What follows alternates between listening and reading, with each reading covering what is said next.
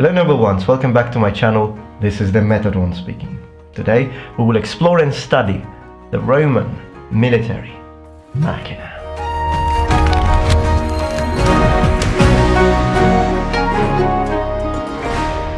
Roman military tactics and strategies changed constantly, continuously evolving to suit the needs of the ever-growing eternal city. From a small hegemony-seeking tribal host to the massive operations of a world empire.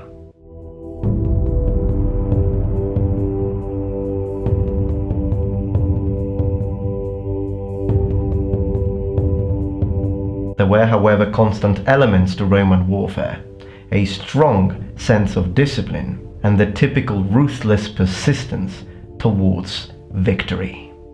From early use of phalanx-type elements, divided into 5 different classes, to republican armies with 3 lines of soldiers, astati, princeps, triari, rorari, acensi, to the Marian reforms, where military forces were based on heavy citizen infantry, which will eventually form the typical imperial legion.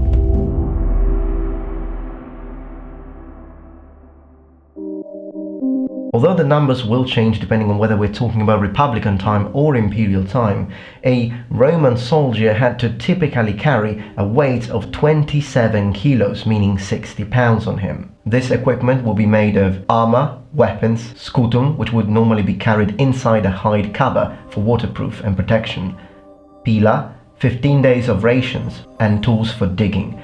These tools would have been used to create the castra, fortified base camp. Particularly after Marian reforms, they would be carrying their heavy pack on a stick, which would be carried on the left shoulder. They would carry 5 days worth of wheat or pulses, a flask of oil, a kit consisting of dish, cup and utensils, and depending on where the unit or the legion were to be redeployed, they would also be carrying socks and later on breeches. The entrenchment equipment consisted of a wicker basket for moving earth, a spade, a pickaxe, and 2 wooden staves for camp palisade. Each century will be then divided into groups made of 8 soldiers, and sometimes these groups or some of these groups would have a mule. These mules will be carrying supplies, spare weapons, cooking pots, mill for grinding grain, water skins, and tents. Normally one century would have 10 mules. Some centuries would also have the support of wagons, and among other things in these wagons you would have the possessions of the centurion. There was also an artillery detachment, which was made of 30 pieces, 10 stone-throwing onagas and 20 bolt-shooting ballistas. Also, each century would have its own Scorpio bolt thrower. Bolts will be used against humans, stones will be used against buildings. Training. Now, we do have a lot of information thanks to Roman writers who tell us a lot about the training of the soldier, which was of course essential to the efficacy of the legions deployed in combat. So now we will talk about this training and some of the things that, for example, we read in Vegetius, which I think you by now will have understood that he's one of my favorite Roman writers. We will then talk briefly about Roman logistics, and then we will end the video with some interesting curiosities about some tactics which involve a whistle, whether they would be real or not, and that we sometimes see in films and in movies.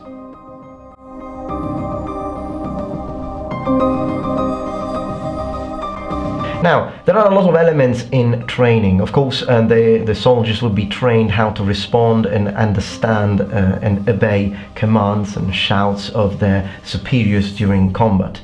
But there were 2 main elements to the training of a legionary.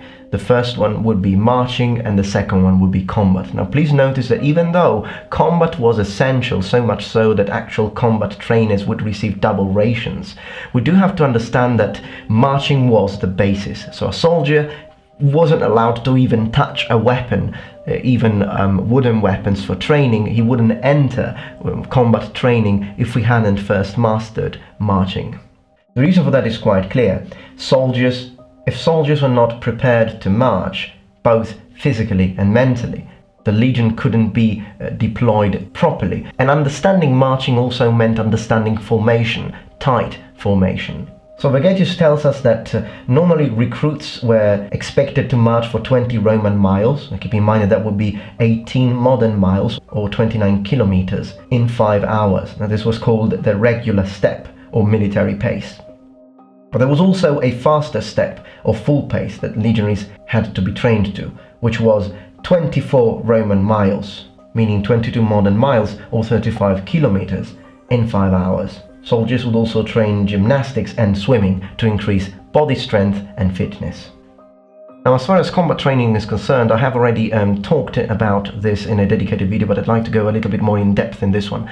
That soldiers, we know, that used wooden swords to train, okay? And another thing that I have mentioned is, and again this is mentioned in Vegetius, that soldiers not only used these heavier weapons, these wooden weapons, but these weapons and even the scuta that they used, the shields, so the gladi and the scuta, they were heavier, normally twice as heavy as the actual metal counterparts of both the gladius and the scutum, to develop their muscle strength, so that when they would be using the actual metal counterparts, they would be much quicker, because their muscles had already got used to the heavier versions. As I said, since I want to go a little bit more in details about this now, you have to consider that these heavier counterparts of gladius and scutum were used while the soldiers were training against poles or stakes or dummies, wooden dummies.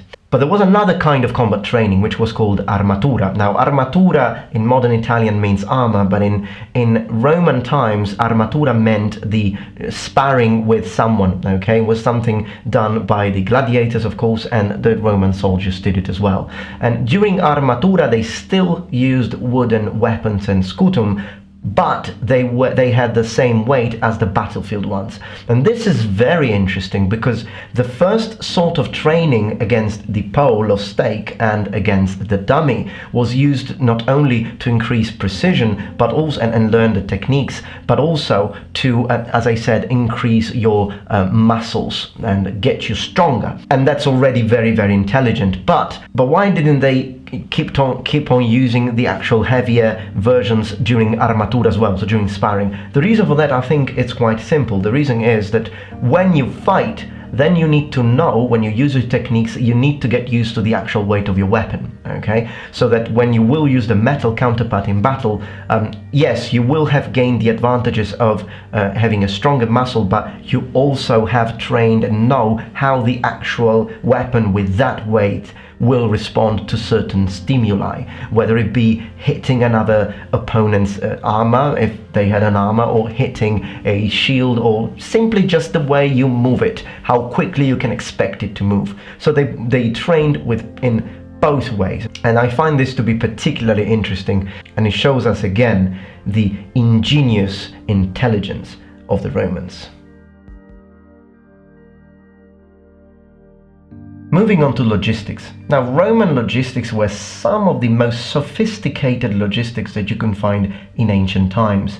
They employed agents who systematically bought provisions. They were also taking care of the rental of ships for marine operations, or when simply the legion had to move through the sea. They also had several pack animals organized in order to carry heavy loads, particularly, as I said, for artillery units. But sometimes the Romans also exploited local opportunities. What that means is that if the legion was in need and was about to face a strong opponent, and perhaps the rations were running low and they didn't have time to actually buy provisions, if they happened to be close to a, for example, peasant farm or a village, they would definitely exploit that opportunity and use their force to get all they needed.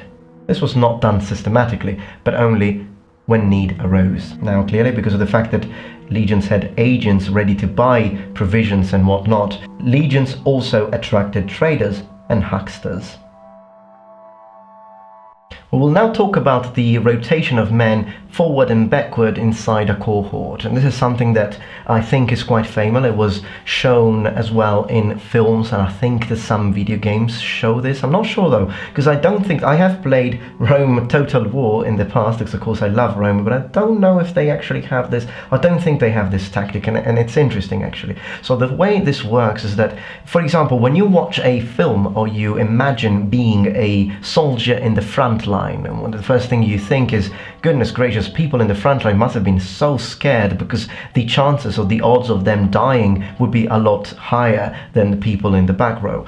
Although that could be true to a certain extent, we have to consider that Romans had a tactic. What this tactic was is that after a few minutes of combat, the centurion would give an order. The first line would go back to the rears, while the second line would take their place. Now this was done so that the enemy forces would be dealing always with fresh and non-fatigued Roman soldiers. So you can see that as a frontline soldier, all you needed to hope was to last those few minutes until your centurion will give you the command to go back to the rears.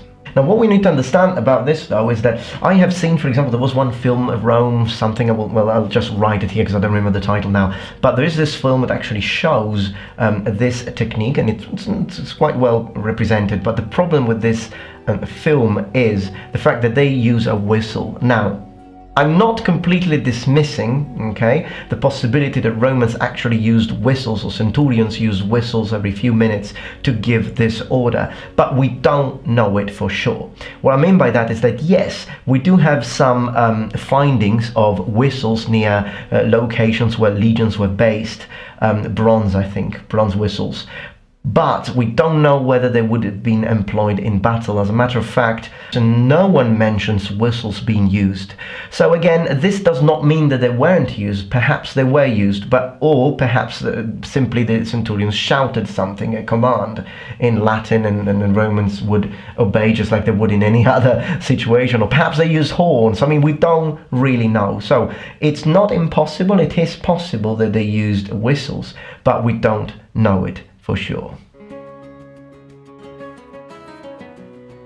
Alright, I hope that you enjoyed this video. If you did, please remember thumbs up and subscribe to my channel for more content from the Metatron. I will see you tomorrow for my next daily upload. And remember, the Metatron has spread his wings. Goodbye.